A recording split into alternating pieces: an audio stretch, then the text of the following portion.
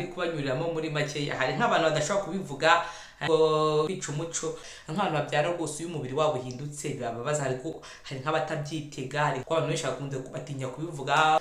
Kubisha nanone ntacyo bimaze kuko abantu binyaraho kizirika gato kumva inkari zirashotse. Urumva ni umugore umaze kubyara, iyo amaze kubyara rwose ibintu byinshi bihinduka ku mubiri wawe. Ndabasuje cyane umunsi ndasuje ababyeyi bose, abagore babyaye, abakobwa babyaye, ababyeyi muri rusange ndabasuje cyane mwese, namwe mwese nizere ko mumeze neza. Karibu cyane kuri Isi France Lifestyle, nizere ko muri amahoro aho muherereye hose. Kanda subscribe ubundi nze tuganire. Uyu munsi tugiye kuganira icyo mbanze mperaho cya mbere nuko ebana hubahwe ababyeyi mwubahwe, ubaha mama wawe kuba kibafite, mwubahwe ababyeyi, mwubahwe. Impamvu mvuze iyi video ni kugira ngo cyangwa abantu bakiri abakobwa cyangwa se bazaba ababyeyi mumenye zimwe mu mpinduka ziba ku mubiri iyo umuntu abyaye. Njyewe ndi umubyeyi w'abana babiri, mbyaye kabiri. Iyo umuntu amubyaye kabiri urumva bamaze gukura, byinshi baragenda abona, asobanukirwa, byinshi bigenda bihinduka. Umuntu arakura haba mu mutwe cyangwa se no mu yindi myumvire yindi. Umuntu arakura akiri kudakuze no utaracanye ku maso, ariko umuntu ucanye ku maso cyangwa se umuntu ushishoza neza ahumuka amaso. Kubyara kabiri ntago bari imikino, imicezo bayashize rwose. Umuntu yabyaye kabiri rwose niyo byaba ari rimwe urakura, byanga bikunde urakura, kuko ni inshingano ubonye, inshingano nshya ziba zije. Uyu munsi mfashe video ntawe nje gutera ubwoba abantu bakiri abakobwa, ariko ishobora kugufasha rwose mu kwirinda cyangwa se kugira bimwe ushobora kuzakora kugira ngo uzirinde. Ariko n'ibyo umuntu atakwirinda kuko nuko bimeze, ni ibintu binatirere bigomba kuza cyangwa ntibizaze bitewe nuko umubiri wawe umeze. Icyambere iyo umuntu abyaye arabyibuha. Umuntu afata ibiro, agira ibiro byinshi, agiye n'abantu ubwo n'umuntu wari uzunanutse rwose agira akabyibuha. Ni ibintu bibaho, ni ibintu bisanzwe rwose kubyibuha. Ntabwo umuntu agakwiye kubigira nk'ikimwaro cyangwa iki, ariko kubyibuha ni ibintu bikunze kubaho cyane iyo umuntu uyatwise akabyara. Iyo umuntu abyaye kubyibuha ni ibintu bibaho cyane. Hari n'abagira imana ntibabyibuhe kuko haba bitewe na genetike zawe cyangwa se nuko umubiri wawe umeze. Hari abantu batabyibuha ariko hari n'ababyibuha, ariko inshuro nyinshi abantu benshi dukunze kubyibuha iyo umuntu amaze kubyara, umubiri w'umugore wabyaye cyangwa se umukobwa wabyaye. Ikindi cya kabiri nuko uruhu rw'inda rurakweduka. Uruhu rw'inda rurakweduka, umugore cyangwa umukobwa wabyaye uruhu rurakweduka. Uko byakagenda kose umuntu wigeze gutwita uruhu rw'inda rurakweduka, kuko iyo umuntu atwite uruhu rurakweduka. Iyo umuntu amaze kubyara uruhu rwose hari utuntu tuzigaho tw'utunuza, uruhu biragaragara ko uruhu rwagira rukweduka, ariko nyine biragera, ariko ni ibintu bifata igihe ngo bishire. Ariko niyo mpamvu nabwira abantu ngo mukomeze gusiga amavuta, bizagenda bishira bigewe n'igihe. Ikindi ubushoboye banakora siporo kugira ngo bishire. Ibyo nabyo ni kweduka k'uruhu rw'inda, nabyo ni ikintu gikunze kubaho ku mugore wabyaye. Ikindi amabere arahinduka. Hari ugira amabere manini, akaba manini ko akidubura nk'ayo wari ufite, cyangwa se akaza kuba nyine umuntu amaze gutwita aronsa kubonyeje nuki, nyuma yaho amabere arahinduka. Hari igihe aguma ari manini cyangwa akaba matoya, noneho agasigara mo imbere nta n'ikintu kirimo, ari vide, ari presque vide. Amabere arahinduka, ni ibintu bibaho cyane. Ikindi kintu kiba bihinduka ku mubiri w'umugore cyangwa umukobwa, onapo ihita iba inshuti yawe mama. Urumva onapo umuntu atabizi, umuntu ari umukobwa, umuntu atababizi, ntabazi iyo biva niyo bijya, niyo urasobanuza. Urumva ni ibintu byose umuntu ahita ajyamo, ni ibintu ushobora guhinduka ku buzima bwawe. Murabizi ko za onapo, ntabwo mvuze ngo abantu bazireke, ariko onapo hari ibintu byinshi zihindura nabwo ku mubiri w'umugore. Information nyinshi cyangwa se amakuru menshi mwayakura ku babishinzwe, ariko onapo nayo ituma hari ibintu byinshi bihinduka ku mubiri w'umuntu. Urumva ko umuntu amaze kubyara, ku muntu ushatse cyangwa afite umugabo, onapo ihita iba inshuti yawe. Ndabibabwira, iyo umuntu abyaye umugongo uribwa mu mugongo ni hame.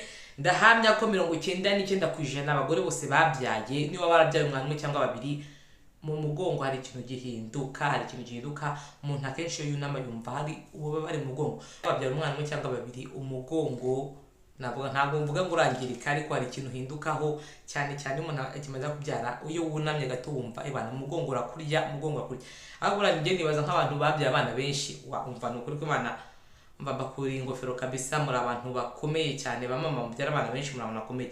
Iyo umuntu abyaye amva umugongo urakurya pe, ntabwo mvuga ngo urakurya cyane, ariko hari ugiye wunama ukumva ari nk'ikintu ebana cyahindutseho cyane, umugongo urakurya. Ni ibintu bibaho cyane, 99% abagore bose bibabaho, warabazwe utarabazwe, umugongo umuntu aribwa umugongo iyo amaze kubyara cyangwa wabyara. Ebana ikindi iyo umuntu yabyaye inda hari igihe izaho amaribori. Hari abatagira amaribori, hari n'abatagira, ariko inda izaho amaribori akenshi inda izaho amaribori nk'uko uruhu ruba rwarakwedutse. Umuntu atwite uruhu rw'inda ruba rwarakwedutse.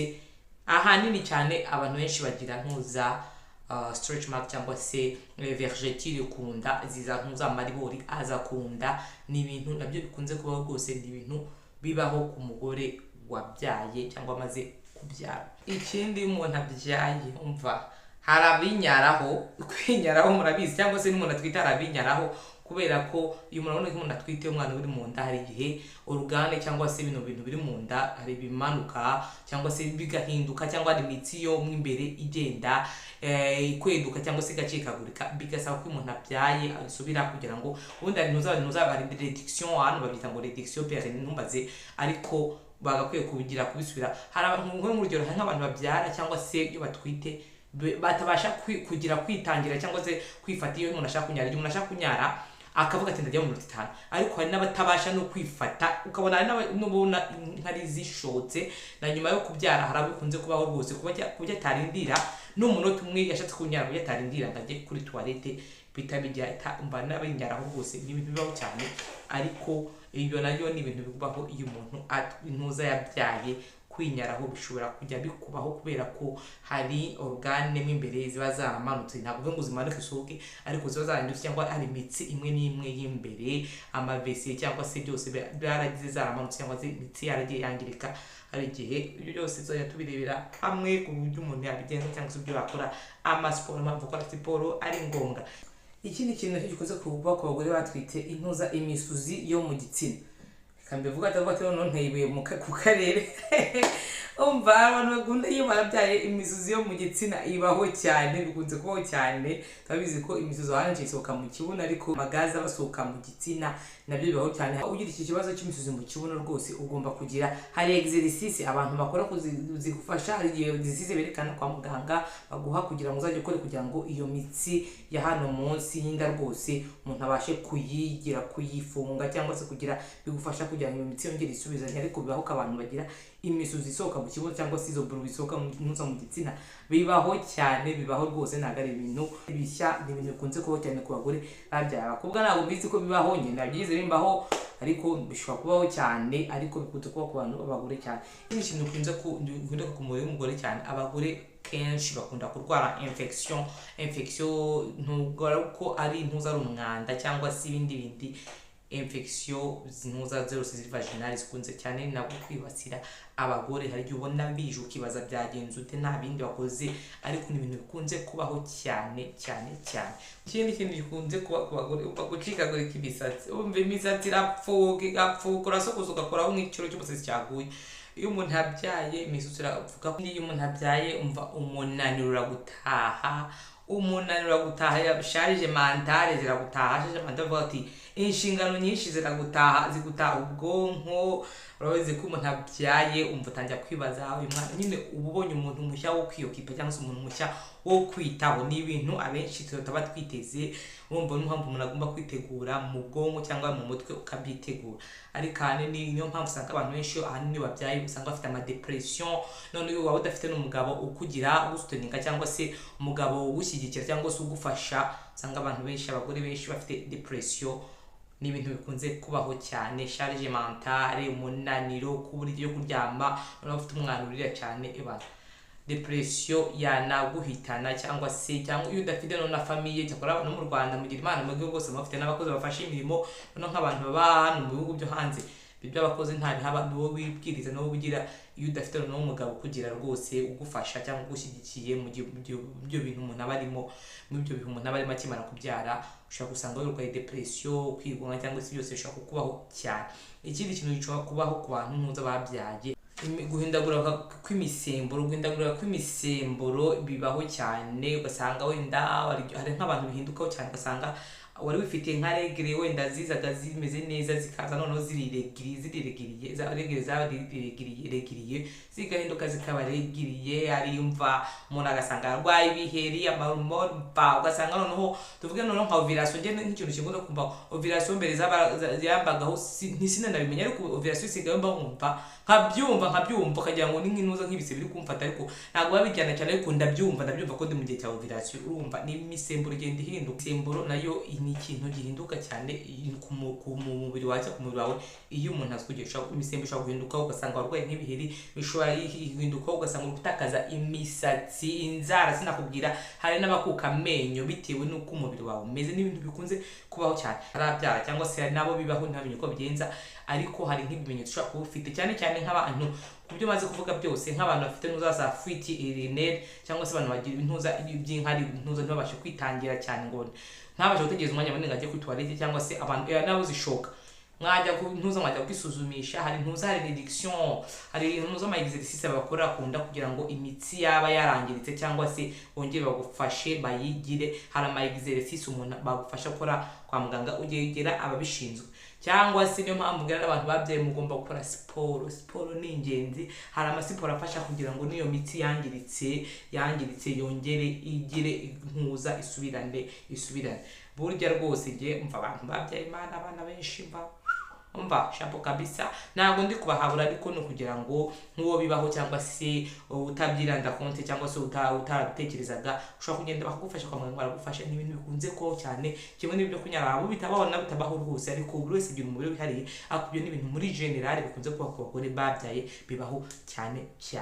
Nimugire ubwoba, kubyara ni byiza, kugira umwana ni byiza, ariko nyine hari igihe bitaba byoroshye, ariko iyo ufite umugabo ugufasha cyangwa se ufite famille kuba hafi hari igihe bigenda neza cyane, ariko nanone nuko bimeze nyine, hari igihe nakire cyangwa se hari igihe uko byagakwiye kuyoza ariko byakakwiye kugenda, ariko n'ibyo umuntu agakwiye gukora yifashishije abaganga cyangwa se n'inshuti n'abavandimwe bakagufasha kugira ngo iyo periode umuntu ayisohokemo amahoro, isohokemo neza. Hari abantu batabizi cyangwa se batazi ibyo biteze, nutwita rwose uzamenye ko hari ibintu bigomba guhinduka ku mubiri wawe ndetse no mw'imbere mu buzima mw'imbere, haba mu ntuza mu bwonko cyangwa se no mw'imbere mu mubiri wawe, hari ibintu bikunda kubaho cyane. Ngiye nko ku giti cyanjye ikababwira ibintu bibiri mva babona ko nabyibushye buke, ariko ubu ngubu kugerageza kujya ku gataye kugira ngo nongere ngarure intuza rwose. Icyo umugambi mfite no gusubira ku ntuza, imyenda nari mfite ngomba kuyisubiramo nkayigiramo, niwo mugambi mfite.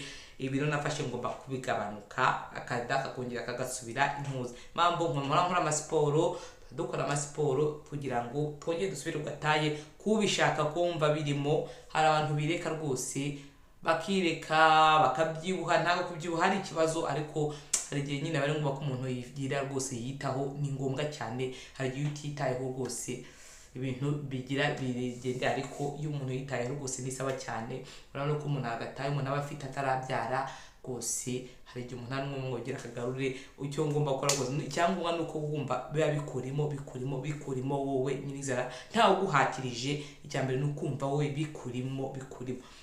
Ntago ndi kujaginga, hari n'umuntu ubyibuha bikabera neza, ariko yewe agataye nari mfite rwose ngomba gasubirana ni hame. Mfite ibindi biro 8 ngomba gutakaza, ngomba kubitakaza ni hame. Niyo objectif yanjye cyangwa niyo ntuza niyo ntego yanjye, ariko wese afite intego ye, ariko kubyara ntibizegere bituma ubuzima bwawe bwo bihagarara ngo nuko ngo byagenze nyine barahinduka, ariko nagomba kubukontrola cyangwa gukomeza kubwitaho. Ntimukareke rwose ngo mugende muheranwe n'izo charge mentale, imirimo yose yo mu rugo kugira byose, ntimukareke ngo bigende bibaherane. Kwitaho nabyo ni ngombwa cyane. Ushaka kubyara ugakomeza kumera nk'uko wari umeze mbere nabyo birashoboka cyane. Abakobwa mugiye kubyara mugomba kumenya ni byinshi bihinduka ku buzima bw'umukobwa cyangwa se bw'umugore ububyaye, ariko abatarabyara mugomba kumenya amakuru neza kugira ngo witeho. Ariko nongeye nsubiramo, umuntu ukunda kugira ikibazo cyo kwinyaraho cyangwa se utabasha kwifata cyane ngo arindire nk'iminota ngana ku toilette, wajya kureba abantu babishinzwe kuko harimo ikibazo ugomba kugira bakora hari imyitozo cyangwa se hari bakorera kugira ngo wongere usubiranemo imbere ko byarangiritse byinshi mu nda, ni byinshi. Niyo mpamvu ukwiye kwegera abaganga kugira ngo urebe nimba ari ngombwa ko ibyo bintu ugomba kubikora. Ikindi umugore byakwiye gukora ni kujya kwisuzumisha kugira ngo urebe bino kanseri ya uterus. Ubundi umuntu akwiye kwikora nyuma y'ukwezi umuntu akibyara cyangwa se nyuma y'iminsi ngahe gutyo, ukwiye kubikora kugira ngo bakurebe nimba nta kanseri ya uterus ushobora kurwara. Ni ibintu hano ngewe bakunze kubikora rwose. Iyo umuntu amaze kubyara, njye maze kubikoresha inshuro ebyiri ko mubyaye kabiri, buri gihe iyo maze kubyara barabinkorera bakambwira niba ari ikibazo cyangwa nta kibazo kirimo. Ariko ni ibintu bakwiye gukora. Hari ushobora kuba ufite n'umuganga utanabikugiraho inama, ariko iyo ubizi ushobora kubibaza bakabigukorera. Ariko iyo utabizi nyine ni kazi yako, ugomba kubibaza rero kuko ni ibintu by'ingenzi ugomba kumenya cyane. Kanseri y'inkondo y'umura ibaho cyane kandi ugomba kwibasira abagore. Mvugira akavidewo koze kugira ngo mbaburire cyangwa se wicare ubizi kandi bibaho. Ni gake cyane uzasanga mwene aya mavideo abantu bari kuyavugaho oya, ko abantu benshi bakunze batinya kubivuga ngo nta muntu uvuga ibyo bintu ngo ni umuco. Umva ngiye nta kintu nazabakira rwose kuko kubisha nanone ntacyo bimaze, kuko nk'abantu benshi batazi ko zino za fuitirinaire cyangwa se ko abantu binyaraho, ushaka kwinyara abantu banyaraho, ntabwo ari bose ariko benshi bikunze bibaho cyane. Hari nk'abantu urabona nk'umuntu amaze kubyara, hari nk'abantu bizirikana sentire gutyo umuntu ashaka ko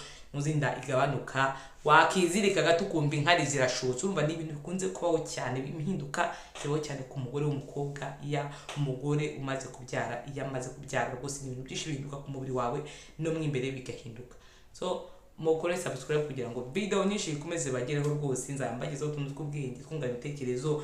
Umva nta muco ndi kwica cyangwa se ntaki, ariko hari umuntu agakwiye kuvuga kugiye rwose kugira ngo abantu basobanukirwe. Hari nk'umuntu ushaka ufite ikibazo cya fuitirinaire cyangwa se ufite ikibazo cyo kwinyaraho cyangwa kwinyaragura, agasanga atakizo ushaka kujya kwa muganga akagufasha ukabibika gutyo gusa bikaguma gutyo. Ariko nimba ugifite ujya kwivuza bakuvure rwose, bibaho cyane.